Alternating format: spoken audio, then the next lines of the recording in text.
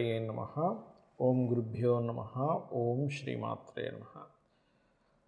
అరుణాం కరుణాతరంగితాక్షీం ధృతపాశాంకుశపుష్పబాణచాపాం అనిమాదిభిరావృతాం మయూకైః అహమిత్యేవ విభావయే భవానీం. శ్రీమాత్రే నమః.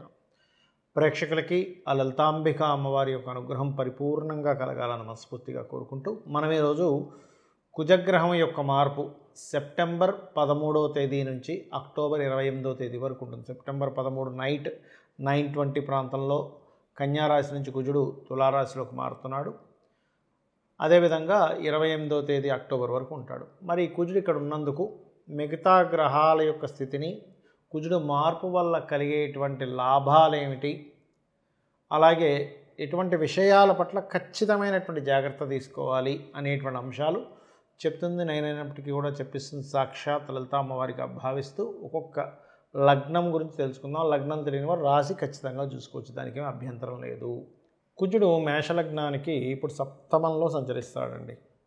ఎప్పటి వరకు అంటే సెప్టెంబర్ 13వ తేదీ నుంచి అక్టోబర్ 28వ తేదీ వరకు ఉంటాడు. సెప్టెంబర్ 13 రాత్రి 9 గంటల ప్రాంతంలో మారుతూ. అయితే ఇక్కడ సప్తమం అనేటువంటిది ఆక్యుపేషన్ చేశాడు కుజుడు. అంటే సామాజిక సంబంధించినటువంటి విషయాల్లో కొంత ఘర్షణ వస్తూ దాని మీద పట్టు సాధిస్తాడు. అలాగే శుక్రరాశుల్లో ఉన్నందుకు ఇష్టపడిన వారిని వివాహం చేసుకోవాలనేటువంటి ప్రయత్నం ఖచ్చితంగా ఫలిస్తుంది ఇక్కడ. కాకపోతే దానికి కొంత ఘర్షణలు ఏర్పడతాయి. అది కేవలం ఇష్టపడిన వారిని వివాహం చేసుకునేటువంటి విషయంలో మాత్రమే కాకుండా కొద్దిగా ఎలా అంటే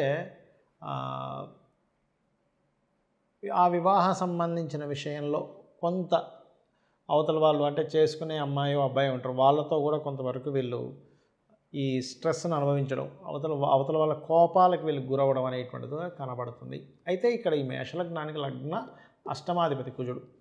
ఎప్పుడైనా లగ్న అష్టమాధిపతి సప్తమంలో ఉన్నప్పుడు ఏమవుతుంటుందంటే ఇక్కడ ఈ జీవిత భాగస్వామి కొంచెం ఖర్చులు ఎక్కువగా ఇవ్వడం, జీవిత భాగస్వామికి ఎవరైతే ఉంటారో ఈ మేషలగ్నం వాళ్ళు, వాళ్ళ యొక్క స్పౌస్కి బాడీ పెయిన్స్ రావడం ఇలాంటివి జరుగుతూ ఉంటాయి.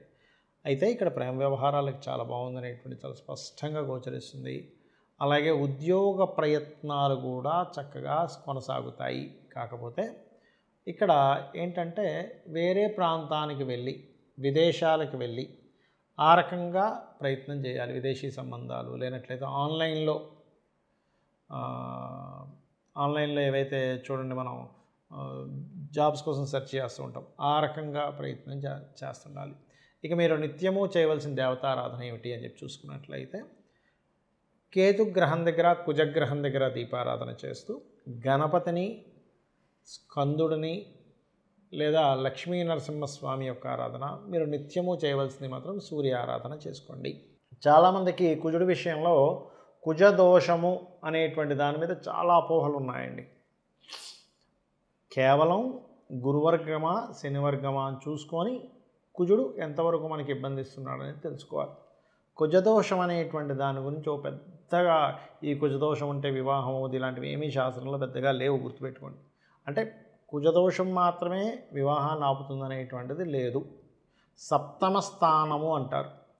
అంటే 7వ భావం లగ్నం నుంచి 7వ స్థానాధిపతి ఎలా ఉన్నాడు, వివాహం తర్వాత 12వ స్థానాధిపతి పరిస్థితి ఏమిటి అని చూసుకోవాలి. అది ముఖ్యంగా వివాహం తర్వాత రూల్ చేసేది 12. వివాహానికి ముందు ఎలాంటి వ్యక్తి వస్తాడని చెప్పేది సప్తమ స్థానం. ఇప్పుడు వివాహం అవ్వట్లేదంటే కుజదోషం ఉందండి.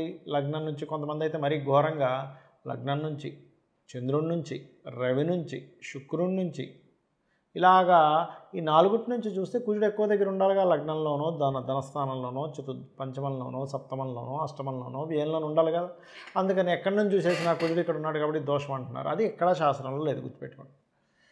కేవలం ఏంటంటే ఇక్కడ దోషము ఉన్నప్పటికీ దాని క్యాన్సలేషన్ కూడా ఉంటుంది. అంటే కుజుడు ఒక శుభగ్రహంతో కలిస్తే మంచిది, అది నలిఫై అయిపోతుంది. గురువర్గ లగ్నాలు కుజదోషం వర్తించదు. ఏమిటా గురువర్గ లగ్నాలు అంటే మేషము, కర్కాటకము, సింహము, వృశ్చికము, ధనస్సు, మీనము.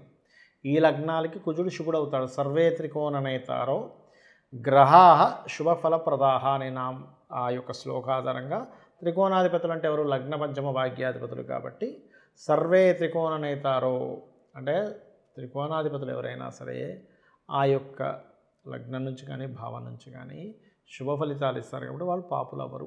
సో ఈ లగ్నానికి పాపులు అవ్వరు. కాబట్టి ఇక్కడ ఈ మనం చెప్పుకున్నటువంటి మేష, కర్కాటక, సింహ, వృశ్చిక, ధనుర్మీన లగ్నాలకి పాపులు అవ్వరు.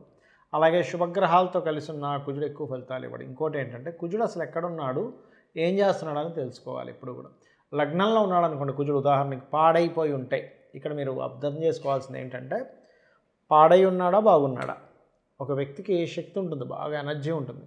ఆ ఎనర్జీ పాజిటివ్ వ్యక్తి దగ్గర ఉంటే, అంటే ఒక పోలీస్ దగ్గర, ఒక మిలిటరీ పర్సన్ దగ్గర ఉంటే దాన్ని పాజిటివ్గా వాడతాడు.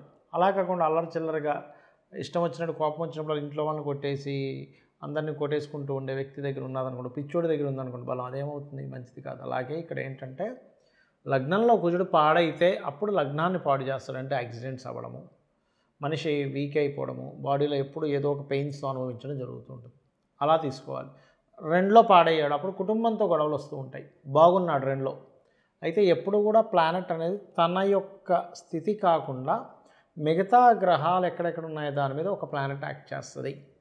నేను రెండులో ఉంటే కామన్గా అంటే లగ్నానికి శుభుడైతే భూమి మూలంగా ధనయోగం అంటాం. అయితే భూమికి కారకుడు ఎలా ఉన్నాడో కూడా చూడాలి. అక్కడ భూమికి కారకుడు అసలు ధనయోగాన్ని ఇచ్చే దాంట్లో ఉన్నాడా లేదా. సో ఒక ప్లానెట్ ఇంకో ప్లానెట్తో కనెక్టివిటీలో ఉంటుంది. ఎప్పుడు కూడా ఒక ప్లానెట్ మిగతా 8 ప్లానెట్స్ యొక్క సంచారాన్ని బట్టి ఆ ప్లానెట్ ఇస్తుందండి రిజల్ట్. ఎప్పుడు కూడా 3లో ఉన్నాడు పరాక్రమ యోగం, అంటే మంచి ధైర్యాన్ని ఇస్తాడు. 4లో ఉన్నాడు గృహయోగం, భూయోగం అంటాం. అయితే ఆ లగ్నానికి పాప అయితే మాత్రం ఇవ్వడు, శుభుడైతే ఇస్తాడు. అక్కడ అది పట్టుకోవాలి. ఇప్పుడు 4వ అధిపతి కుజుడే 2లో ఉన్నాడు, ఆ లగ్నానికి శుభుడు అనుకోండి, అప్పుడు ఇస్తాడు యోగాన్ని. అలా కాకుండా మీరు పాపైనా శుభుడైనా ఒకే రిజల్ట్ చెప్పడానికి లేదు. ఇప్పుడు ఇద్దరు వ్యక్తులు పార్టిసిపేట్ చేశారు, ఇద్దరిలో ఒకరు గెలిస్తే ప్రతిసారి అవతల పర్సన్ గెలిచినప్పుడు మనం గెలిచినట్టు అవ్వదు కదా. మనం గెలిస్తేనే మన టీంలో వాళ్ళు గెలిస్తే మనం గెలిచినట్టు ఎలా అవుతుందో, లగ్నానికి శుభులు అయ్యారా పాపులు అయ్యారా, లగ్నానికి వ్యతిరేక ఫలితాలు ఇచ్చే పర్సన్గా మారాడా కుజుడు, అక్కడ మన ఈ లగ్నానికి శుభత్వం ఇచ్చేటువంటి దానిలో ఉన్నాడా తెలుసుకోగలగాలి. అలాగే పంచమంలో ఉంటే కూడా సంతానం విషయంలో స్ట్రెస్, సంతానంతో గోడలు. ఎప్పుడు పాడైతే బాగుంటే సంతానం వల్లే ఇంకా స్ట్రాంగ్ అవుతారు వీళ్ళు, సంతానం ఉందని ఒక ధైర్యం ఉంటుంది. 6లో కుజుడు ఉన్నప్పుడు ఎవరికైనా వాళ్ళతో శత్రుత్వం పెట్టుకోకూడదని చెప్తుంది శాస్త్రం. ఎందుకంటే శత్రు నాశనం అవుతుంది 6లో కుజుడు. అయితే ఇక్కడ 2 రకాలు మళ్ళీ. అక్కడ స్ట్రాంగ్గా బాగుంటే అది వేరు, కాంపిటీషన్స్లో అట్లాంటి వాటిల్లో రాణిస్తారు. పాడైతే ప్రతి ఒక్కరితో వీళ్ళు గొడవలు పెట్టుకుంటూ ఉంటారు. 7లో కుజుడు, ఇక్కడే మనం అర్థం చేసుకోవాలి. 7లో ఉన్నప్పుడు ఆ సప్తమాధిపతిని కూడా పరిశీలన చేసి అప్పుడు కుజుడి యొక్క తత్వం ఆ జీవిత భాగస్వామికి ఆపాదించాలి. అంటే మొండిగా ఉంటాడు, గొడవగా ఉంటాడని. కొన్నిసార్లు మనం కుజుడి యొక్క తత్వాన్ని పూర్తిగా అర్థం చేసుకోకుండా, ఆపాదించకుండా ఏదో డిఫరెంట్గా వెళ్ళిపోతూ ఉంటాం. కాబట్టి ఇది గుర్తుపెట్టుకోవాలి. అప్పుడు కుజదోషం అనేది ఆ లగ్నానికి పాప అయితే అప్పుడు కుజుడు దోషం అంటే ఏం లేదు, కుజుడు ఏదో మనల్ని ఇబ్బంది పెట్టడం కాదు, అది దాని యొక్క ఎనర్జీ కోల్పోయిందని అర్థం దోషం అంటే. ఇప్పుడు ఎలా అంటే ఇప్పుడు చూడండి రక్తహీనత అంటాం, అంటే రక్తం ఏదో మన మీద పాకబట్టి ఇబ్బంది పెట్టడం అని కాదు, రక్తం యొక్క ఇది తగ్గిపోయింది బాడీలో, రక్తం ఎక్కిస్తారు, రక్తంలో ఇన్ఫెక్షన్ వచ్చింది అంటే రక్తం దోషమైంది. అంటే మీ జన్మజాతకంలో కుజ సంబంధించిన పూర్వజన్మల్లో ఏవైతే మనం తెలుసుకోకుండా పాపాలు ఏవో చేసాం, భూమి ఎవరితో భూమి లాక్కోవడం, అన్నదమ్ములతో గొడవలు పెట్టుకోవడం చేసినప్పుడు ఈ కుజ దోషం ఏర్పడుతుంది. అలా అష్టమంలో ఉంటే బాగుంటే తాతగారు ఆస్తి వస్తుంది, పాడైతే తాతగారు ఆస్తి ఇబ్బంది అవుతుంది. 9లో ఉంటే మనకి మంచి స్ట్రిక్ట్గా ఉండేటువంటి తండ్రి ఉంటాడు, పాడైతే తండ్రి ద్వారా ఇబ్బంది పడుతూ ఉంటారు, లాంగ్ జర్నీస్ ద్వారా ఇబ్బంది పడుతూ ఉంటారు. 10లో ఉంటే బాగున్నాడు అనుకోండి, 10లో ఎగ్జాల్టెడ్ ప్లేస్ కుజుడికి. ఉదాహరణకి మేషలగ్నం ఉంది, మేషలగ్నానికి దశమంలో మకరంలో కుజుడు ఉచ్చ. అలాంటప్పుడు ఏమవుతుంది, ప్రతి ఆఫీస్లో అతను లీడర్గా ఉంటాడు, పాడైతే అక్కడ నీచం పొందింది. తులాలగ్నానికి దశమంలో కుజుడు నీచంలో ఉన్నాడు, నీచభంగ రాజ్యం కూడా జరగలేదు, ఎప్పుడు ఏ ఆఫీస్కి వెళ్ళినా గొడవలు అవుతూ ఉంటాయి. 11లో ఉంటే వ్యాపారాల్లో భూ సంబంధించిన వ్యాపారాలు లాభం, పాడైతే భూ సంబంధించిన వ్యాపారాల ద్వారానే నష్టం. 12లో కనుక ఉన్నట్లయితే విపరీతమైన ఖర్చులు, కానీ బాగుంటే హోమాలకి, యజ్ఞాలకి లాంటి ధార్మికమైన విషయాలు ఖర్చు పెడతాడు. ఈ రకంగా చూసుకోవాలి.